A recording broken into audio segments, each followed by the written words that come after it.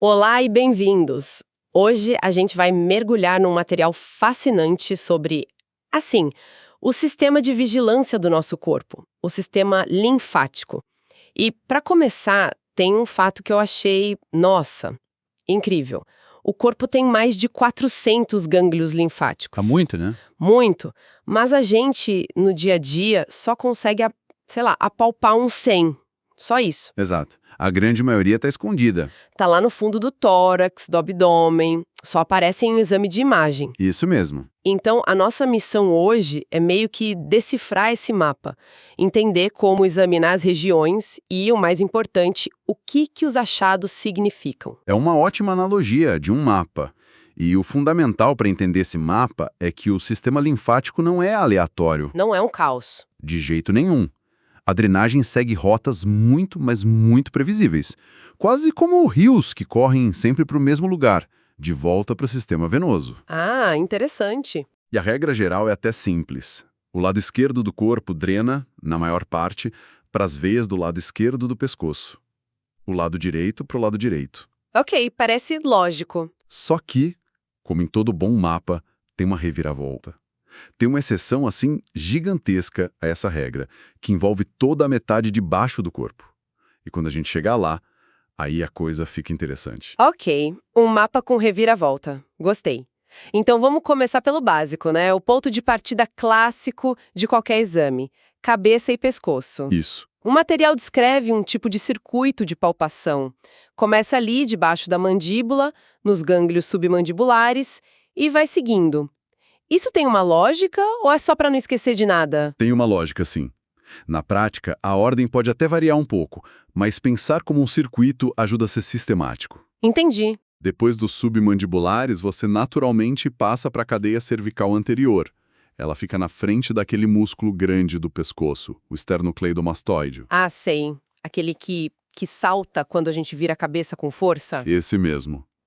E logo atrás dele você tem a cadeia cervical posterior. Certo. Aí o circuito sobe, na frente da orelha, os pré-auriculares, atrás os pós-auriculares e termina lá na base do crânio nos occipitais. É uma varredura completa, então. Completíssima. Garante que você cubra todas as estações da cabeça e o interessante aqui é que a simetria que eu falei é perfeita. O lado direito drena para o lado direito, o esquerdo para o esquerdo. Ponto. Então, se um gânglio aparece inchado só do lado direito do pescoço, A origem do problema está ali do lado direito. Exato. Provavelmente está na cabeça ou na garganta daquele lado. O mapa já te dá uma pista direta. Precisamente, ajuda a focar a investigação. Essa simetria é uma ferramenta de diagnóstico muito poderosa para localizar a origem de uma infecção, por exemplo. Faz todo sentido. E, seguindo o mapa, vamos descer para os braços. Aqui parece mais simples, né? O foco é em 2 lugares. Basicamente, sim. O primeiro é um que eu acho que muita gente nem sabe que existe, os gânglios epitrocleares. Fica ali, na parte de dentro do cotovelo. É um ponto que se esquece, não é? Com certeza. É um daqueles detalhes que separam o exame de rotina de uma investigação mais atenta. Eles são pequenos, nem sempre dá para sentir. Mas quando dá, Aí eles podem te dar uma pista de ouro. O material dá um exemplo ótimo.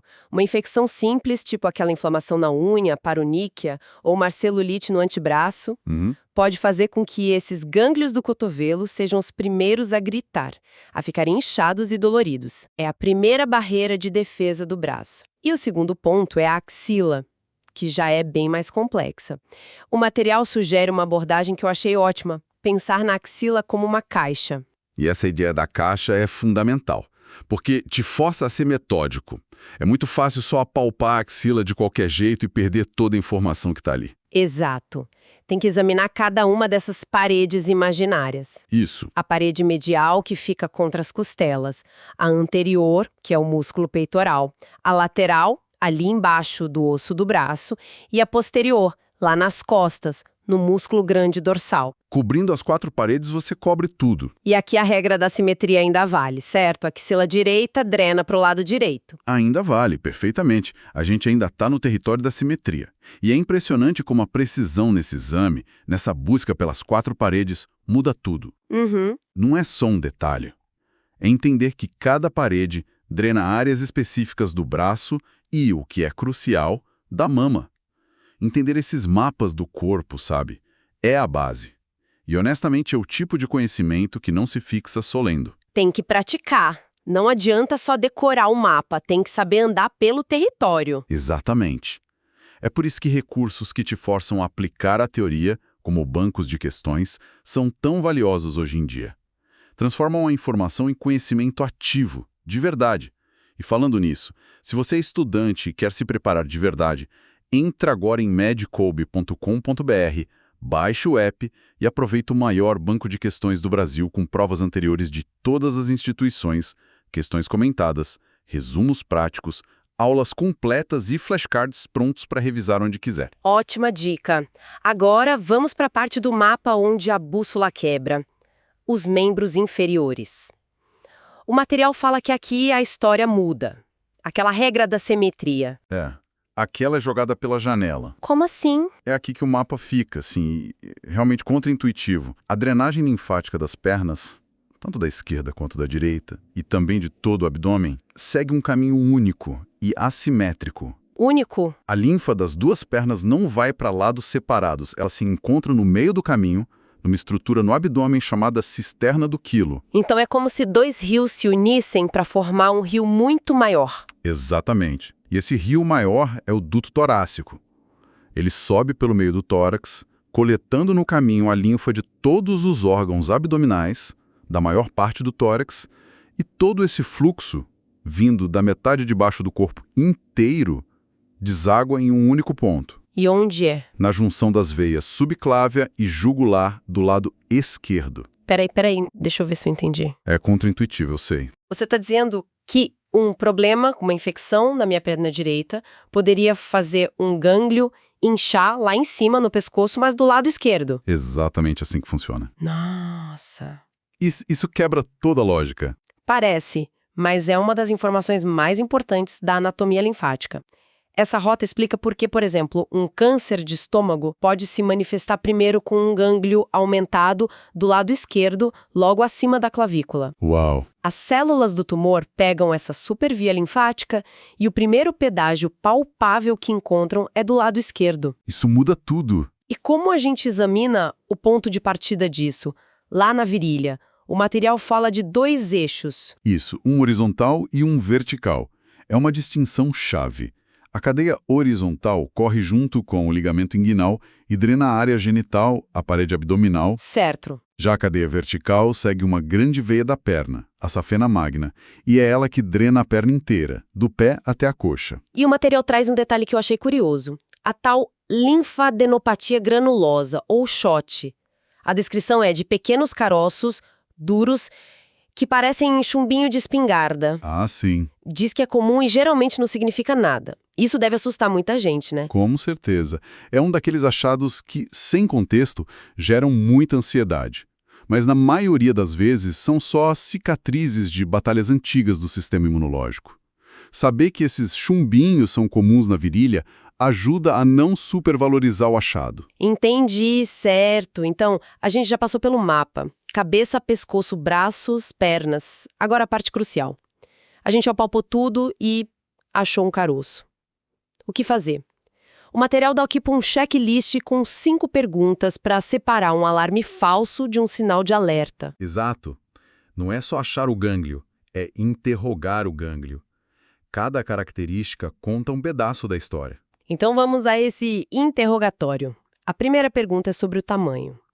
O material diz que, em geral, menos de 1 ou 2 centímetros não é tão preocupante. É isso mesmo? É um bom ponto de partida, mas não é uma regra absoluta. O tamanho é relativo. Um gânglio de 1,5 centímetro no pescoço de uma criança com febre é esperado. Ok. Agora, o mesmo gânglio de 1,5 centímetro na axila de uma mulher de 50 anos, sem sintoma nenhum, que está ali há meses, a história é outra. O tamanho importa, mas sempre dentro de um contexto. Entendi. A segunda pergunta. Simetria ou assimetria? E isso é curioso porque, dependendo da situação, os dois podem ser preocupantes. Como a gente interpreta? Os gânglios aumentados e espalhados dos dois lados do corpo. A assimetria é a norma. Certo, uma reação geral do corpo. Isso. Por outro lado, se tem um nódulo na mama e você encontra um grupo de gânglios só na axila do mesmo lado, aí a assimetria é o sinal de alerta. Faz todo sentido. Terceira pergunta. Mobilidade. O material fala de um gânglio fixo, emborrachado, como um grande alerta para câncer. O que significa fixo na prática? Um gânglio normal, ou infeccionado, geralmente se move sobre os dedos. Você consegue empurrar ele um pouco. Ele dança, né? Isso, ele dança. Um gânglio fixo é diferente, parece que ele está grudado nas estruturas mais fundas, no músculo, no osso. A sensação é que virou uma massa só com o tecido ao redor. Essa fixação sugere que o processo está infiltrando, invadindo os tecidos. Ok, a imagem é bem clara. A quarta pergunta é a que vai contra a intuição, a dor. A gente sempre acha que dor é um mau sinal, mas aqui parece que o contrário é mais preocupante. Exatamente. É um dos paradoxos mais interessantes. Um gânglio que dói muito ao toque, vermelho, quente, geralmente indica uma inflamação aguda. É o corpo travando uma batalha feroz contra uma infecção. A dor é o sinal da luta. Isso. Já os gânglios de câncer, muitas vezes, são indolores. Eles crescem de forma lenta, silenciosa, sem essa inflamação toda. Por isso, um gânglio grande e indolor é muitas vezes mais preocupante. Que inversão de lógica. E a quinta e última pergunta. O tempo de surgimento. O que a cronologia nos diz? A cronologia é a linha do tempo da história. Gânglios que surgem em 2, 3 dias, com febre, coriza, a história de infecção aguda. Uma reação rápida. Isso. Agora, um gânglio que vem crescendo devagar, ao longo de semanas, meses, sem uma causa óbvia, a história é de um processo crônico. A velocidade do crescimento é uma pista fundamental. Fantástico. Então, nunca é uma coisa só. É a combinação dessas 5 características, tamanho, distribuição, mobilidade, dor e tempo que desenham um quadro. Precisamente. Vamos pegar 2 exemplos. Uma criança de 6 anos com febre e dor de garganta. No pescoço você acha gânglios de 1 centímetro, móveis, doloridos dos 2 lados. A história é clara. Infecção aguda. Certo. Agora, uma mulher de 60 anos que notou um caroço na axila direita há 3 meses. Não dói, tem 3 centímetros, é duro, parece fixo. É uma história completamente diferente e muito mais alarmante. Entendi. A sobreposição das características é que dá o diagnóstico provável. Exato. Perfeito. Então, para a gente fechar, a grande ideia é que o sistema linfático é esse mapa de comunicação interna do corpo, aprender a ler os sinais conhecendo as rotas de drenagem, como aquela assimetria maluca do duto torácico, e sabendo interrogar um gânglio com esses 5 pontos é uma ferramenta poderosíssima. Exato. É uma ferramenta de diagnóstico que está literalmente na ponta dos dedos. E toda essa nossa conversa levanta uma questão, né? Se esses gânglios funcionam como sentinelas, geralmente gritando só quando o problema já está instalado, o que as mudanças mais sutis neles poderiam nos dizer? Aquelas que a gente não nota no dia a dia. Isso. Fica essa reflexão, né? E se a gente pudesse aprender a interpretar os sussurros desse sistema, e não só os gritos, o que essa vigilância silenciosa e constante poderia nos ensinar sobre nossa saúde, muito antes de qualquer outro sintoma